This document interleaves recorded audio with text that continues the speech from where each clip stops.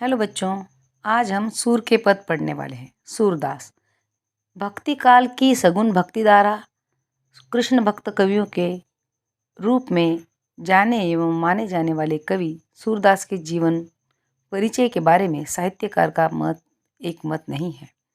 ऐसा माना जाता है कि इनका जन्म आगरा और मथुरा के बीच कनकता नामक स्थान पर हुआ था। इस कवि ने अपने विषय में कहीं कुछ स्पष्ट रूप से नहीं लिखा है। ऐसा माना जाता है कि सूरदास जन्मांध थे, किंतु कृष्ण के बाल सौंदर्य का जैसे चित्र इस कवि ने अपनी लेखनी से उकेरा है, उसे देखकर इस पर विश्वास करना कठिन हो जाता है। इनकी रचनाएं हैं सूर सागर, सूर सारावली और साहित्य लहरी।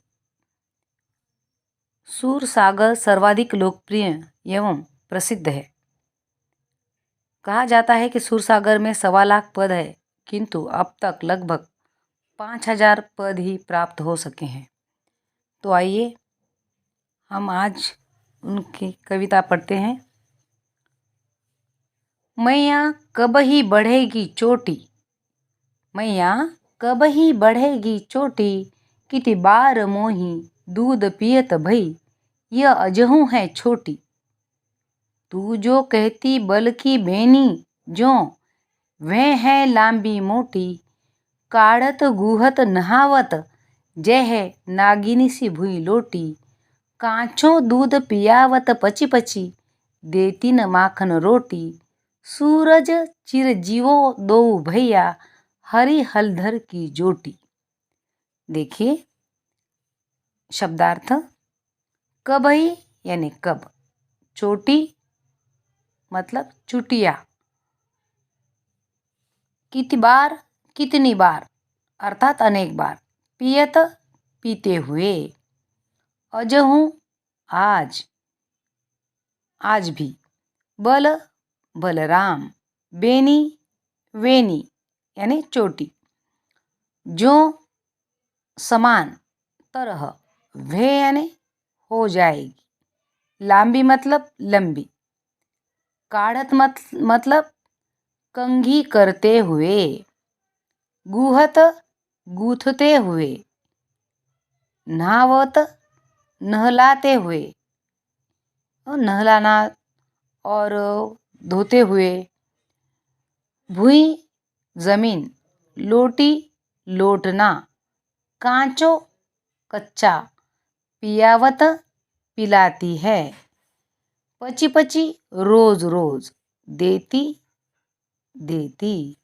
चिर जीवो लंबे समय तक जियो, चिरंजीवी रहो, दो दोनों, हरि श्री कृष्ण, हलधर बलराम, जोटी जोड़ी।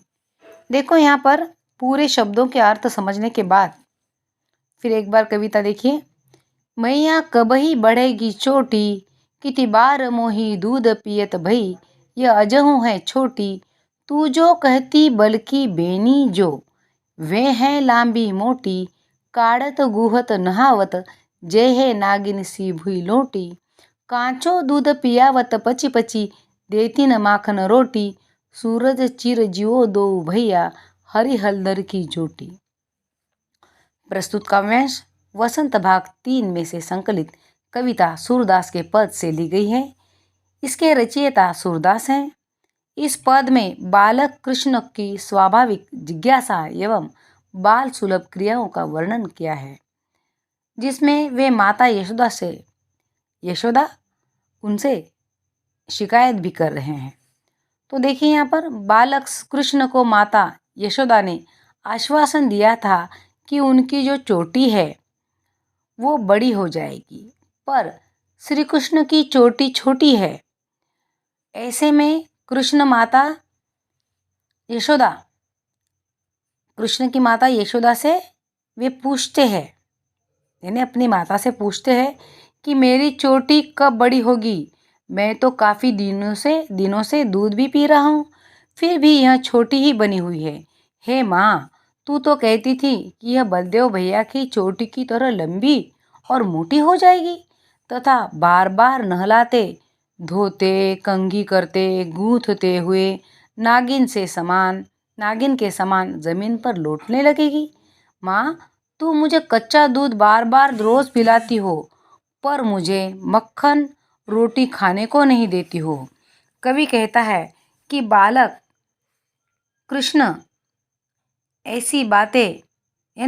की ऐसी बातें सुनकर माता यशोदा आशीर्वाद देती है कि कृष्ण और बलराम की जोड़ी चिरंजीवी रहे। इस प्रकार से ये जो पैसेज हो गया है, इसके क्वेश्चन आंसर देखिए। एक एक जो लाइन है उसके बारे में आप ध्यान से सुनिए। तो कृष्ण माता यशोदा से क्या पूछ रहे हैं? कृष्ण क्या पूछ रहे हैं कि उनकी चोटी कब बड़ी होगी, बराबर है। और नेक्स्ट माता यशोदा ने कृष्ण से क्या बताया था कि बार बार कंघी करते रहो और काढ़ते गूंथते बलराम की चोटी की तरह उनकी चोटी भी लंबी और मोटी हो जाएगी। यानी कंघी करते रहो और साफ सुथरे रहो। इस प्रकार से उन्हें खाने में क्या देती थी मैया? उन्हें खाने में क्या देती थी? उन्हें क्या अधिक पसंद था? यशोदा कृष्ण को पीने के लिए बार बार कच्चा दूध देती थी, जबकि कृष्ण को माखन रोटी खाना पसंद था। यशोदा कृष्ण को क्या आशीर्वाद देती है? यशोदा कृष्ण को आशीर्वाद देती है कि तुम्हारी और बलराम की जोड़ी चिरंजीवी रहे। नेक्स्ट, तेरो लाल मेरो माखन खायो, तेरे लाल मेरो माखन खायो, दोपहर दिवस जानी घर सुनो ढूंढी, ढंडोरी आप ही आयो, खोली किवारी बैठी मंदिर में, दूध दही सब सखीन खवायो, उखल चढ़ी सींके को लीनो, अनभावत भुई में ढरकायो, दिन प्रति हानि होती गोरस की, यह ढोटा कौन ढंग लायो, सूर श्याम क्यों हटकी न राख्यो, तै ही पूत अनोखो जायो। मतलब तेरे मतलब तुम्हारे, लाल यानी बेटा, दोपहर, दिवस दिन, जानी जानकर, समझ कर, सुनो सुनसान, ढूंढी ढंडोरी कर, खोज कर, आप ही अपने आप, किवारी दरवाजा, बैठी बैठकर, मंदिर यानी उनकी जो घर है उनके बारे में कहा है, मैं सखनी मित्रों में, खवायो खिलाया, उखल मतलब ओखली, चढ़ी चढ़कर, सिंखे छींका जिसमें दूध दही जैसे खाद्य पदार्थ टांगे जाते हैं, टांग कर रखते थे पहले, लीनो ले लिया, अनभावत जो अच्छा नहीं लगा, भुई जमीन, ढरकायो बिखेर दिया, गोरस दूध से बने खाद्य पदार्थ, घी मक्खन दही आदि, ढोटा बेटा, कौने किस तरह, लायो बनाया या सिखाया, हटिकी मना करना, तय यानी तू, पूत पुत्र, अनोखो निराला, जायो यानी पैदा किया है। देखो यहाँ पर श्री कृष्ण चोरी से गोपियों के घर दूध मक्खन आदि चोरी करके खा जाते थे।